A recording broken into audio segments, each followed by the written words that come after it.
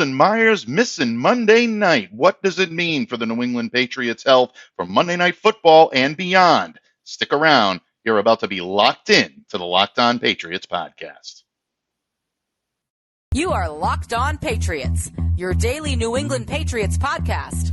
Part of the Locked On Podcast Network, your team every day.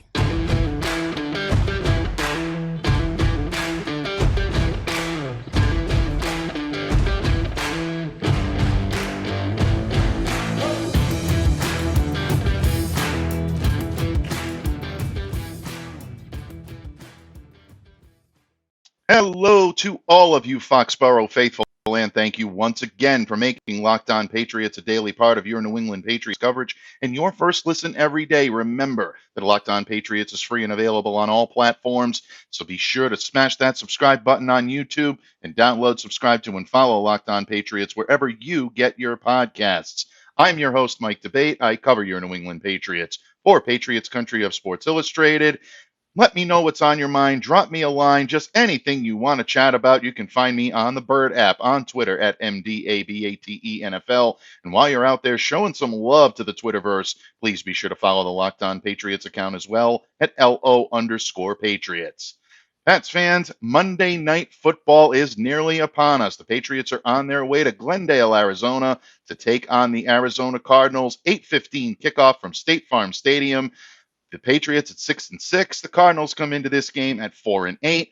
On paper, this is looking like a good matchup for the New England Patriots, but there are some wrinkles that the Cardinals bring to the table that may make this a much tougher game than most anticipate. One of those wrinkles is the great equalizer in all of sports, professional, collegiate, no matter what it may be, folks. It's always going to be health and injury. And when it comes to health and injury, we bring you the very best in the business here on Locked On, really across the Locked On Podcast Network, but we're thrilled to have his wisdom and counsel here on Locked On Patriots. He is a doctor of physical therapy, as well as being the publisher of BangedUpBills.com, and also handles injury analysis for all of the AFC East, including your New England Patriots. Our old friend, Dr. Kyle Trimble, joins me again today. Kyle, thank you so much. Welcome back to Locked On Patriots.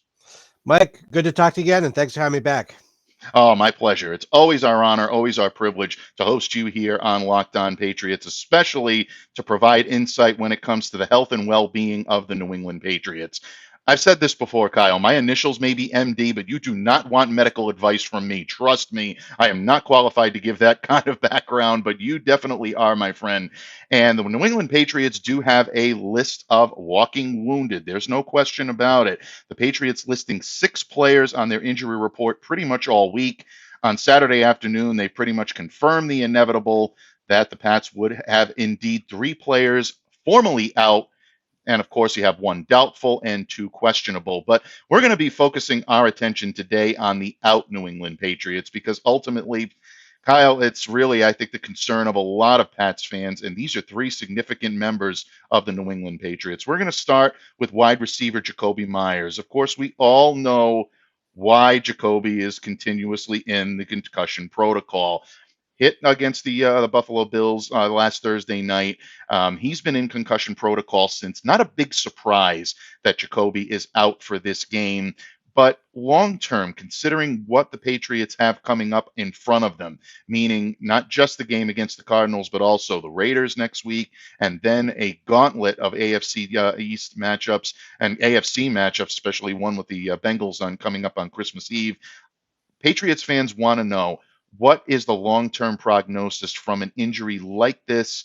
I know it's tough to pin down, but can we expect to see Jakobi Meyers in Week 15 when the Patriots take on the Raiders at Allegiant Stadium? It's very possible. Every concussion is unique, and everybody responds differently to the concussion protocol and how that hit happens. So sometimes it's a rather minor hit, benign, and then they're out for a few weeks. Sometimes they get rocked and they are right back to playing, no problem. So not every hit is equal, which means not every concussion is equal. So, like as Mike said, he had suffered that hit from DeMar Hamlin. He got ejected and getting fined later. Being a Bills fan, I question how much of it was because it was bang, bang play And I know that the NFL is trying to get rid of those bang bang plays, or at least the hits to the head, defenseless receiver. Like, it's the name of safety, I get it, but sometimes you can't stop those guys from making those bang bang plays, especially when you see, hey, that guy's going to catch the ball, he's going to score a touchdown. So that's a whole nother discussion for another time. But it's tough to see that kind of stuff happen. And of course, Jakobi Meyers gets injured as a result of a bang bang play like that. So as for long term, we'll have to wait and see what happens. He did not participate in practice at all this week. That suggests he's at least in stage 1 or stage 2 of the 5-stage concussion protocol. So that means he's either trying to get rest and recovery and get back to baseline. They're doing the baseline testing. He could be doing light aerobic exercise too, that they're not seeing. It's colder in the New England region. He could be inside doing the bike, maybe some light running, things like that. So from what I've seen from the injury reports, from the team reporting, he's not out there, which isn't surprising. But when we start seeing him back out in the field, that'll tell you he's starting to progress through the concussion protocol. So go ahead. Oh, no. I was just agreeing with you. So, moving forward with that there, he has 3 more steps after that there. So once he gets out there, you'll start seeing him doing continued aerobic exercise, introduction to strength training. So you'll see him probably do like the ladder on the side, do more if there's like a stationary bike out there, more just basic aerobic exercises. Then you'll start seeing him do football specific activities, such as, maybe running some light routes, catching a football, things where that actually involves, activities that carry over to what he would eventually do in practice. And then eventually he'll get out there, maybe have a non-contact jersey, and then get out there and start trying to initiate contact, see how he responds to that. And sometimes this takes 6 weeks. Sometimes guys get put on IR. I know Marcus Cannon was put on IR for concussion a few weeks ago. Sometimes guys, go, through the concussion protocol really smoothly and they don't have any problems. I haven't seen that Myers has had a history of concussions, at least from a professional standpoint. I don't know for high school or college or whatnot, but usually when you're seeing more and more concussions, in the history, then you start to see a longer timeline, but that's not always the case. But you start to equate it, or you start worrying about it there. So this could just be, hey, he needed a lot of time, and then he starts ramping up next week, or he might be out for a while. But I have faith that the Patriots know what they're doing, because they did that with Marcus Cannon. They've done it with other guys. I believe Brian Hoyer too. He ended on injured reserve. So it's unfortunate. It's football, but we'll have to just wait and see what happens. And when he starts getting out there in practice, that'll kind of dictate how close he is to returning. Yeah, absolutely. I think that's a great point. And with David Andrews was another person that suffered a concussion a few weeks ago after a hit against the Bears. He spent a couple of games on the shelf, did not go on IR, but the New England Patriots were very careful in bringing him back. So with the dual threat on the road trip, especially with how difficult that AFC gauntlet is going to be when the Patriots return home with the Bengals, the Bills, and then the Dolphins, that's going to be, I think, really telltale for the Pats. Reverse it, sorry, the Bengals, the Dolphins, and then the Bills. That's how the situation is going to work. The Patriots know that they need Jakobi healthy for those games without any question. And he's been their most reliable pass catcher from a logistical standpoint, Kyle. This is important for the New England Patriots to get him back on the field. Leads the team in both receiving yards with 593, 3 touchdowns. For an offense that really needs to find his rhythm, and it's getting to a point where they're getting into must-win territory. Losing a receiver of Myers' ability is really less than ideal for Mac Jones, but the most important thing is his health, and I think that's how the New England Patriots will add. So if that's the case, the Patriots are going to be leaning on guys like Devontae Parker, folks. You're going to see them probably lean on Tyquan Thornton a little bit in the perimeter, and then I think you may see a little bit more of Kendrick Bourne in the slot, assuming Kendrick is going to be active. There's still some rumors out there that because of a few comments he made earlier in the week that he might be a healthy scratch, but with Jakobi Meyers out, I don't see how you can keep Kendrick Bourne on the sideline right now. I think they need him in that lineup, and the New England Patriots need all the help they can get at the pass catching position against a team that loves to blitz without any question, and that is the Arizona Cardinals. Kyle, we always appreciate your insight, always appreciate your wisdom and counsel, especially on someone as near and dear to the hearts of Patriots Nation as Jakobi Meyers. But Jakobi is not the only New England Patriot that's on the shelf this week, this Monday night. Jalen Mills at the cornerback position, nursing a groin injury. Hearing mixed things on Jalen, some positive, some, well, questionable. Kyle's going to set the record straight on Jalen in just a moment, and I'll tell you exactly what it means for the Patriots secondary when this episode of the Locked On Patriots podcast continues. This show is sponsored by BetterHelp Therapy Online. Folks, we live in complex times, and whether it be emotional stress, financial stress, health-related stress, or social anxiety, trying therapy can help you unload that stress and move forward in gaining emotional healing. Unfortunately, life doesn't come with a user manual, so when it's not working for you, it's normal to feel stuck. Everyone deserves to feel their best, and BetterHelp makes it easier to get started. As the world's largest therapy service, they've matched millions of people with professionally licensed and vetted therapists available 100% online. All the benefits of in-person therapy are found with BetterHelp, plus it's more convenient, more accessible, and more affordable. So just fill out a brief questionnaire to match with a therapist. And if things aren't clicking, you can easily switch to a new therapist anytime. It could not be simpler. Go to Get Unstuck with BetterHelp. Learn more and save 10% off your first month at betterhelp.com/lockedon. That's BetterHelp, HELP.com/lockedon. Patriots fans, Dr. Kyle Trimble joining me here today on the pod of Banged Up Bills, and of course, all of the insight that he provides with the AFC East.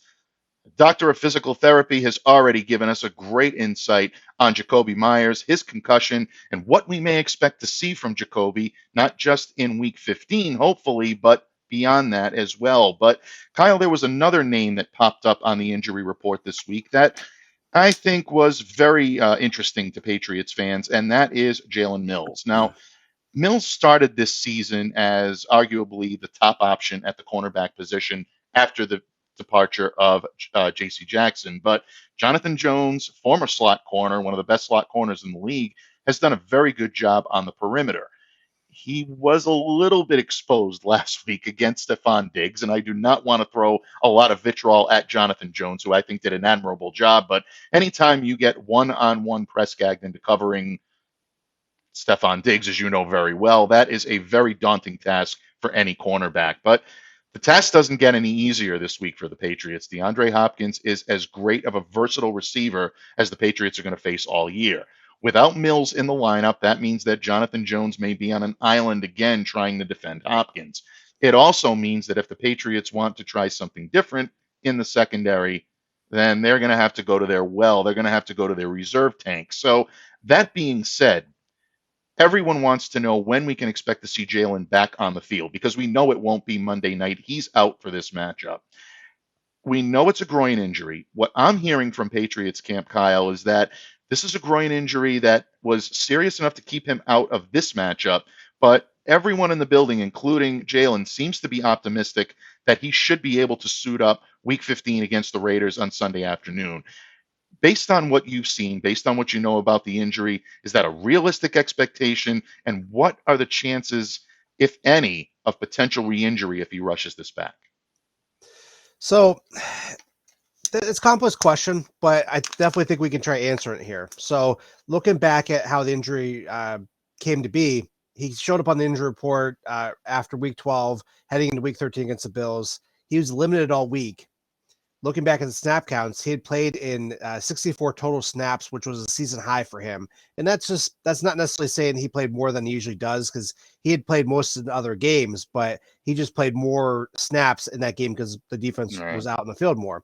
So trying to look through film for a groin injury when you play that much is like find a needle in a haystack. I've done that with some other Bills players, and it's really, really tough to find. So I'll be honest, I didn't get to go through and look at the film for Jalen Mills when he could have suffered this groin injury. But a lot of times those guys can maybe tweak a groin, don't really think anything of it, and it's not really apparent on film until they stop playing, the adrenaline wears off, and then they start having that soreness and whatnot. It didn't seem that though it was a big deal last week when he was limited, heading up into the Bills game. But it's interesting that they shut him down all this week here, and that they said, let's not practice, try to get you right. What you told me was new information to me, which was good. I try to find everything I can, but I can't find everything. So the fact that they don't think it's that serious where he could play next week, they might have said, hey, this is an NFC opponent. This game matters, but it's not going to matter as much. Let's get you right this week and try to get you back out there next week. it stands to reason that with a good week off of not practicing, doing anything, you could come back. It just, how severe is the groin and how is it going to respond once he starts Right. ramping back up with activities? You always wonder that, hey, he's going to go out there and do everything fine. And then he tweaks again by doing something, similar, such as, swiveling the hips, or as if he gets hit from behind, overextended. There's a lot of different ways you can injure the groin there, which makes it tough to find on film and also when you're coming back. But the Patriots have done a lot of things right over the years from a medical standpoint. And if they're saying that it's not that serious, I think they're being preventive and letting him rest in order to come back next week. We've seen the Bills do that. We've seen other teams do that. It's kind of live to fight another day mentality. And based off of what you said and what I'm seeing, I think he can play next week. Yeah, and I think we're all hoping that he will be able to play next week. And it really does stand to reason. It is something that the New England Patriots feel very strongly about, especially when you're taking your top corner and potentially having your top corner play against maybe the second option on this offense, meaning the Arizona offense. We've seen the Patriots do that before with Stephon Gilmore in years past. Even guys like, Darrelle Revis when he played here, back to the Ty Law days. You're always looking at someone that is maybe playing the second type of receiver and having the top corner go against that and using some reserve options, maybe even a double, maybe even a safety to come up and help. So if you're going to sit Jalen because he's banged up, this looks like, folks, the opportunity that the Patriots are looking for. So before everybody panics a little bit about DeAndre Hopkins now being able to run roughshod over the Patriots because Jalen Mills is not in there, what they're probably going to look to do is they'll probably look at either maybe Jack Jones, maybe even a Marcus Jones in the slot coming up, being able to help out. Jabril Peppers playing that tough safety position, jam the receiver at the line of scrimmage, and then you have Jonathan Jones maybe playing over the top and possibly taking on Hollywood Brown in single coverage because we know that the Arizona Cardinals are going to look to get Marquise Brown involved as well as DeAndre Hopkins. So if there is a game that they might be able to take, I don't want to say punt on it because that's probably the wrong analogy, but if there is a game that they can take their time and really let Jalen heal, this may be it, depending on the type of strategy that they employ, because obviously putting Jonathan Jones in one-on-one coverage on an alpha receiver is a tall task for anybody. Justin Jefferson was difficult. Stephon Diggs was difficult. DeAndre Hopkins is going to be difficult. So more of a team effort this week, and who knows, maybe Jalen will be back the following week. And Kyle, it doesn't get any easier for the Patriots with Devontae Adams and the Raiders, but you get the point in that if they're going to try to get him ready for that game, this is probably a good opportunity for him to rest. So thank you for that insight, and we hope that the information coming out of Patriots camp and coming from Jalen seems to be positive, and he'll be back on the field again in no time. But there are a couple of banged up Patriots that have missed time recently, including last week's game against the Bills, running back Damien Harris and starting tackle Isaiah Wynn. Kyle's got a little insight on both of these injuries and when we might expect to see either one or both or none back on the field anytime soon. We'll discuss that and more when this episode of the Locked On Patriots podcast wraps up. But first, I want to talk to you a little bit about our good friends over at PrizePicks. PrizePicks is daily fantasy made easy, and you can pick 2 to 5 players. If they score more or less than their PrizePicks projection, you can win up to 10 times your money on any entry. There's no competing against other people. It's just you versus the projections available. And PrizePicks offers projections on any sport that you watch, including the NFL, NBA, NHL, college football, men's and women's college basketball, and so much more. Entries can be made in 60 seconds or less.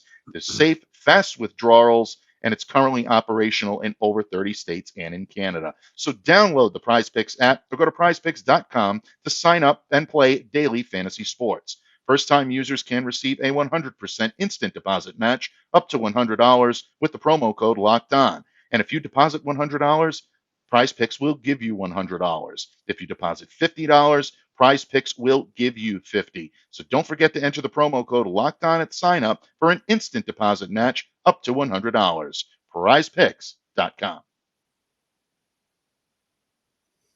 Patriots fans, doctor of physical therapy and the creator of BangedUpBills.com, Dr. Kyle Trimble, lending his wisdom and counsel the way only he can And I truly mean that in terms of the health and well-being of your New England Patriots heading into this Week 14 matchup with the Arizona Cardinals on Monday night. Kyle, we've talked about Jalen Mills. We've talked about Jakobi Meyers, but the other New England Patriots that have a lot right now riding on their health are one who's already been ruled out and the other who is doubtful. I would say is almost probable that he will not play. Obviously, I'm talking about Damien Harris being doubtful with the thigh injury and Isaiah Wynn being out with the foot injury. Neither one of these players have practiced all week. Neither one suited up in Week 13 against the Bills. We know about thigh injuries, and you talked a little bit last week about Damien Harris's thigh injury and gave us some great insight. You also gave us some great insight on Isaiah Wynn, but you've been doing a little bit of digging into these injuries. And in the interest of giving our listeners here on Locked On Patriots the wisdom and counsel that only you can provide, what types of new information or what types of additional information might you be able to provide on both Damien Harris and Isaiah Wynn's injury and what it means for the return timetable, well-being for both of these players heading down the stretch? So we're going to hit on Isaiah Wynn first. Last week when I was on the show, I had incorrectly stated when he suffered the injury. I wasn't clear on that. I had gone back and looked at my notes, I could have told you a little bit better. But what happened was he suffered the injury in the first half of the Week 11 matchup against the Jets.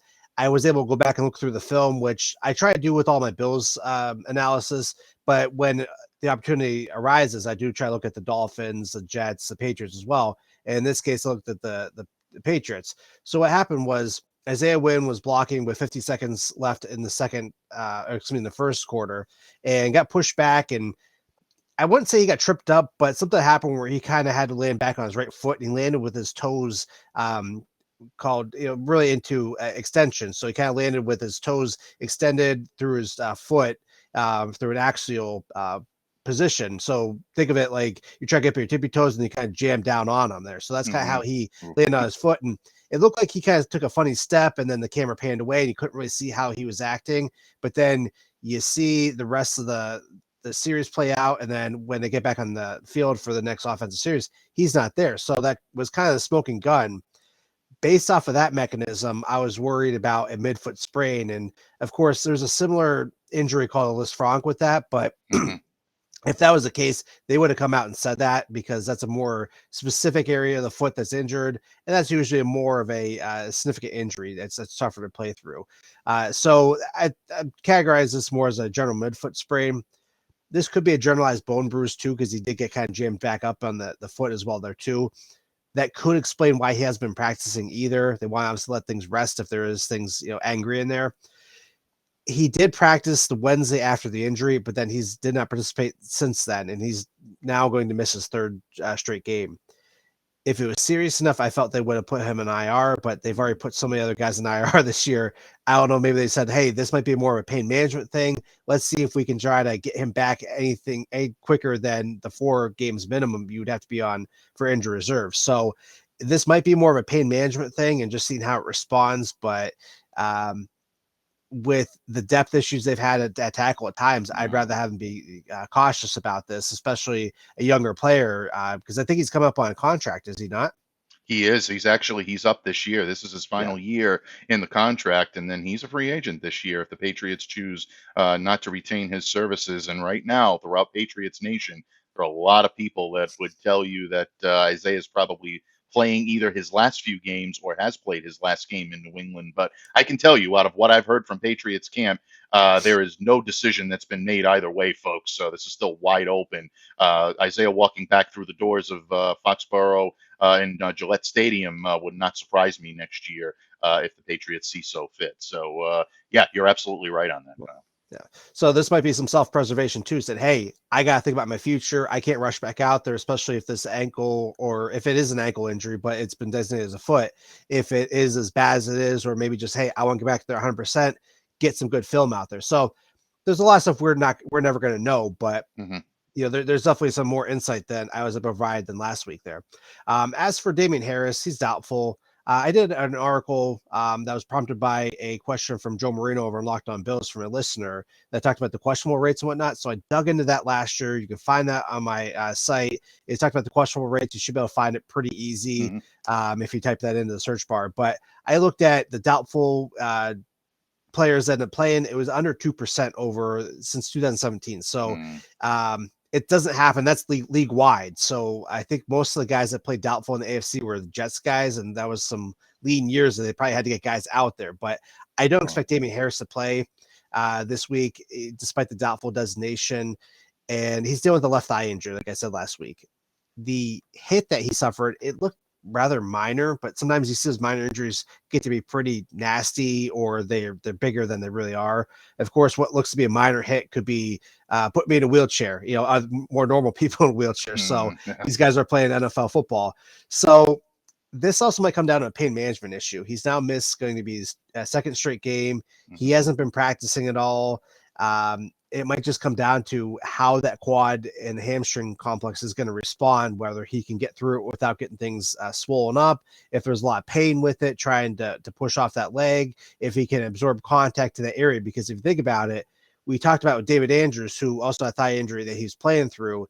He's going to get contact, but not the kind of contact that Damien Harris is going to get, where guys are going to try and tackle at the hips, tackle at the legs, where they're going to be trying to target that area, whereas Andrews might get incidental contact to his thigh.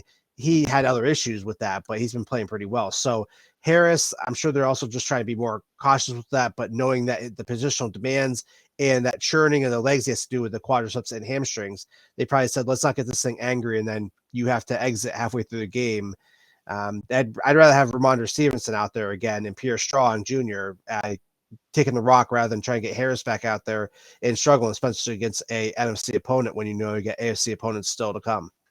Yeah, absolutely. And especially with someone like Damien, who is such a dual threat type of runner that he can run for power, but where he's really finding his niche with this team is being able to run for finesse, because you've got such a versatile running back and a dual threat in Ramondre Stevenson that has carried the load so well in his absence and really leapfrogged him for the lead position on the depth chart this year. You want to be able to make sure that he's going to be healthy for a stretch run if the Patriots are serious about trying to contend for a playoff spot, and we know they want to do that with a win this weekend. But it will mean, folks, that Ramondre Stevenson gets another lion's share of the workload without any question.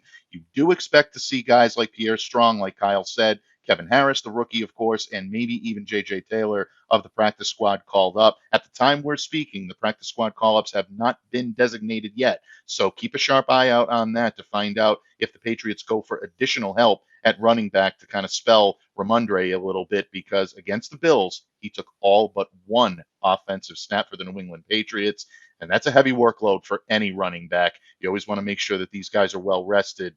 Ramondre is as tough as they come, but you also want to be careful about burnout, because these guys absolutely need him if they're going to contend and going to be serious about doing so. Kyle, what can I say? You lend the wisdom and counsel, again, like I said, the way only you can, and I appreciate having you here on Locked On Patriots. Whenever we have these types of questions, you're always our go-to guy, and I appreciate it very much. Before I let you go, my friend, please let everyone know where they can find you, interact with you, and what you have coming up the week ahead into the stretch run now for a playoff run for, really, it looks like all four AFC East teams trying to vie for a spot in the playoffs this year. Who would have thought? I wouldn't have at the beginning of the season. I thought the Jets were going to be out of it early on, and they've been really a great surprise. So it's good for the division overall to see the competitiveness, especially having every team play meaningful games in December. That hasn't been done in, I don't know, probably 20, 25 years, I feel like. So, but you can find my work at bangedupbills.com. You can find me on Twitter, Reddit, Facebook, Instagram at Banged Up Bills. I have a weekly appearance on Locked On Bills with Joe Marino. Another appearance on Buffalo Late Night on the Buffalo Rumblings podcast network. I'm usually on a lot of different podcasts throughout the week, depending on availability and the need there.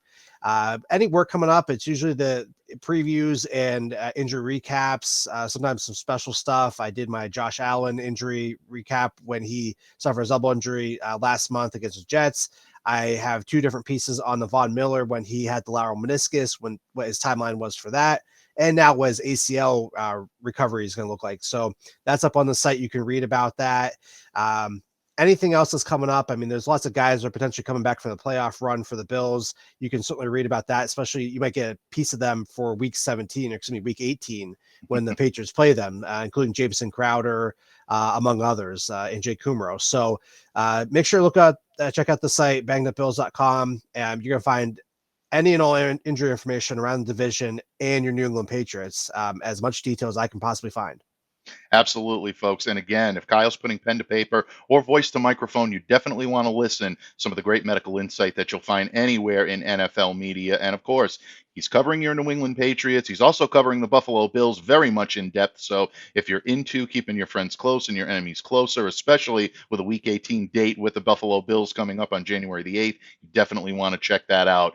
Dr. Kyle Trimble, thank you very much for stopping by Locked On Patriots today. We hope to talk to you again prior to the Bills game, but we know we'll definitely talk to you again that week without question. Folks, you'll definitely want to be here for that. And you will also want to check out our pregame episode coming up this Monday.